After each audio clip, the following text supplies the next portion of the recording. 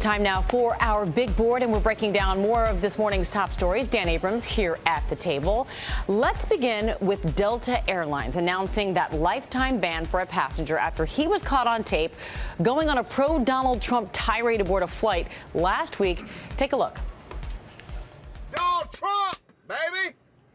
That's right. This man knows what's up. We got some Hillary on here. It's your presidents, every one of you. If you don't like it, too bad. All right, so all caught on camera there, Dan. And in a statement, Delta says we must require civility on our planes. But the question is, can an airline ban someone for life for something he or she said? Sure. The bottom line is airplanes are different.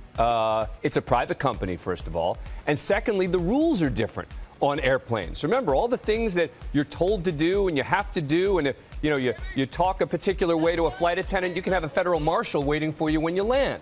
So the bottom line is the rules are different on an airplane, and it wasn't that he went to the desk and said, I'm voting for Donald Trump, and they banned him.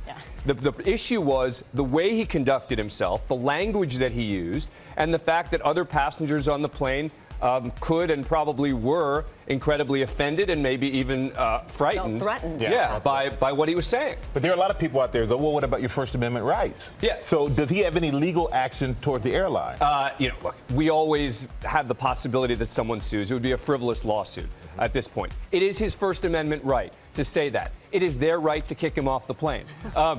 Meaning, you can't falsely yell fire in a crowded theater, right? That's sort of the classic example that says there are limitations on the time, place, and manner for how and where you can say things. And yelling and screaming and using curse words and seemingly threatening on a plane does not invoke fun. Interestingly, he was not kicked off the plane, though, just banned from future Well, he was flights. first taken off, then put back on. And the interesting question is going to be, do any of the other passengers end up suing, saying, I felt threatened, et cetera? But there would be limited damages there, so Didn't think about that. a lot of stuff. Yeah. All right, thank you, Dan. And now that Playboy model at the center of another legal case of body shaming, Danny Mathers is now pleading not guilty to invasion of privacy after taking a photo of a nude 70-year-old woman at the gym and posting it on social media. Sonny Hostin joins us now. And Sonny, her attorney has this to say about his client.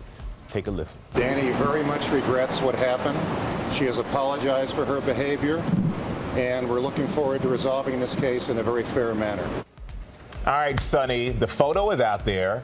She apologized. The attorney apologized, but she pleaded not guilty. So what's the strategy for her here? Well, I don't know what the strategy is, because this was despicable behavior, right? I think we can all agree this was just disgusting. So sorry isn't going to get it, Michael, in this case. I mean, misdemeanor account of invasion of privacy she's been charged with, that's punishable up to 1 year in prison, plus a pretty hefty fine. And this is sort of unusual because these invasion of privacy charges are usually charged and filed against peeping Tom. So this is an unprecedented use of this kind of law for this kind of body shaming behavior, bullying, and prosecutors are sending a message to would-be bullies that this kind of behavior won't be tolerated. She's being made an example of. Yeah, it's interesting. The prosecutor said, okay, body shaming may not be a crime, but invading someone's privacy to do it certainly is. Is this just the tip of the iceberg with social media the way it is? Are we going to see more cases like this? I think we are going to see more cases. I mean, some states have now increased penalties for this kind of secret photo taking. In New York, where I'm sitting, Amy, and where you're sitting, you can be punished for up to 4 years in prison. They've made it a felony here. And so this is the tip of the iceberg, and prosecutors and I think our society is saying body shaming is just not tolerable. All right, Sonny. Yeah, that's good news indeed. All right, Sonny, thanks so much for that. And then up next, we have Hollywood heavy hitters embracing a new role, not on the big screen, but in ads. This week, 3 new fashion films premiere online, all combining big stars like John Krasinski, Sienna Miller, Sacha Baron Cohen, with big brands like Prada, Burberry. Larry Hackett joins us with more on this trend, and I actually had to look up what a fashion film was. I was kind of confused. Is that just a big commercial, Larry?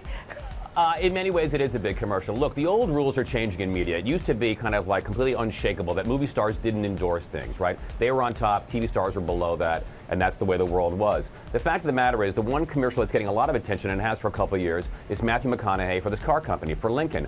Matthew McConaughey became famous basically for his character on True Detective. Yes, he indeed won an Oscar. And it's the character in True Detective that he's playing in these commercials. These are for people who have really kind of firm, public feelings about things, and the idea that their reputations won't be sullied by making commercials. If you're doing fashion, by the way, fashion is pretty groovy, right? People want to be in these fashion ads. I mean, they've been doing these, ads in magazines for years. So the idea that now they're moving pictures is only going to be good for the ad, for the people who are in them, and good for the fashion companies. Well, I haven't heard groovy since Austin Powers. I got to say that. But well, I'm in fashion. That's why I'm doing it, Michael. Yeah, and you mentioned Matthew McConaughey. A lot of stars at one point didn't do movies and television. Now, so many do television are doing these commercials, but it's not cheap. Celebrity endorsements are not cheap. So how lucrative is this for the celebrity? You can make millions and millions of dollars. Look, you have Jim Beam with Mila Kunis and now the Jim Beam ads. You have Benicio del Toro during Heineken. You have, as I said, Matthew McConaughey and the car company. You have Emirates Airlines and Jennifer Aniston. If you're a big company like this, spending millions of dollars on a movie star is worth it. You're trying to get your product in front of people. You're trying to change people's perceptions of what you do. For the stars, they're fully confident. They make some money. People still love them. And in this case, it works out. It's what endorsing used to be all about, the idea of a big star and a product, and both of them benefiting from this relationship.